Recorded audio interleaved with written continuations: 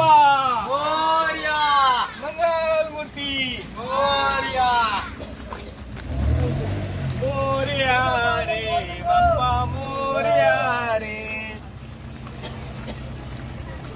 अरे तुम्ही बोलतच नाही यार. हे गाणी लाव ना. माझ्या बाप्पानी गणपती आणला. पप्पानी यायला नाही मिळालं ना. आम्ही अगदी कट्टुकट आलो ना. परवाच आलो. हो हो हे बाकीचे राहिले उद्या सकाळी. उद्या दुपारी 12 वाजेपर्यंत